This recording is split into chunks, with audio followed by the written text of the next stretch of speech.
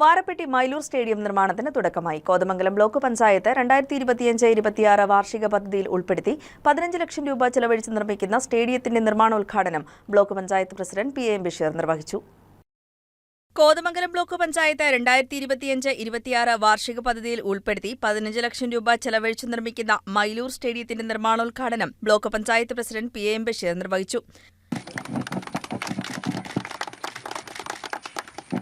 വലിയൊരു ആഗ്രഹമായിരുന്നു ഈ ഗ്രൗണ്ടിൻ്റെ നിർമ്മാണ പ്രവർത്തനങ്ങൾ പൂർത്തീകരിക്കണമെന്നുള്ളത്. ഒരു തെരഞ്ഞെടുപ്പ് വാഗ്ദാനം കൂടി ഇവിടെ ഐക്യജനാധിപത്യ മുന്നണി കൊടുത്തത് പൂർത്തീകരിക്കപ്പെടുകയാണ്. ജില്ലാ പഞ്ചായത്തിൻ്റെയും ഗ്രാമപഞ്ചായത്തിൻ്റെയും അതോടൊപ്പം തന്നെ കോതമംഗലം ബ്ലോക്ക് പഞ്ചായത്തിൻ്റെയും ഒക്കെ സഹകരണത്തോടു കൂടിയാണ് ഈ ഗ്രൗണ്ടിൻ്റെ നിർമ്മാണ പ്രവർത്തനങ്ങൾ പൂർത്തീകരിക്കാൻ പോകുന്നത്.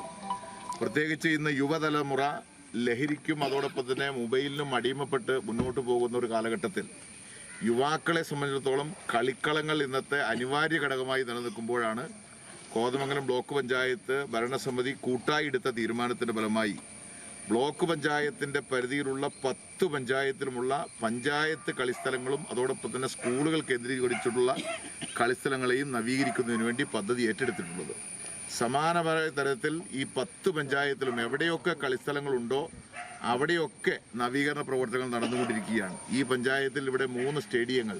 പ്രദേശവാസികളുടെയും യുവാക്കളുടെയും ചിരകാലാഭിലാഷമാണ് മൈലൂർ സ്റ്റേഡിയം നവീകരിക്കുക എന്നത്. വളരെ പെട്ടെന്ന് തന്നെ സ്റ്റേഡിയം നവീകരിച്ച് ജനങ്ങൾക്ക് വിട്ടുകൊടുക്കുമെന്ന് ബ്ലോക്ക് പഞ്ചായത്ത് പ്രസിഡന്റ് പറഞ്ഞു. വാരപ്പെട്ടി ഗ്രാമപഞ്ചായത്ത് പ്രസിഡന്റ് PK ചന്ദ്രശേഖരൻ നായർ അധ്യക്ഷത വഹിച്ച ചടങ്ങിൽ block vice president Diana Noby, panchayat vice president Bindu Sasi, standing committee ചെയർമാൻമാരായ ജോമി തെക്കേക്കര, സാലിയായിബ്, ജെയിംസ് കോറമ്പേൽ, MS ബെന്നി, ദീപ ഷാജു, KM സയ്യിദ്, മെമ്പർമാരായ Anees Francis, TK Kunjumon, KK Hussain, PP Kuttan, Shaji Basi, EV Abdul Rahman, AJ Stephen, Shajeer Valiyakattil തുടങ്ങിയവർ പങ്കെടുത്തു.